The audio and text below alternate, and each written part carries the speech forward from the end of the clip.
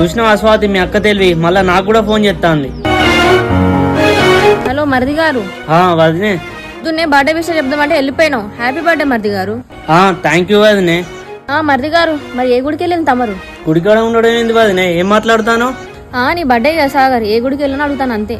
లేదు వదినే, ఏ టెంపుల్కి వెళ్ళలేదు, మా ఫ్రెండ్స్ తోనే ఉన్నా.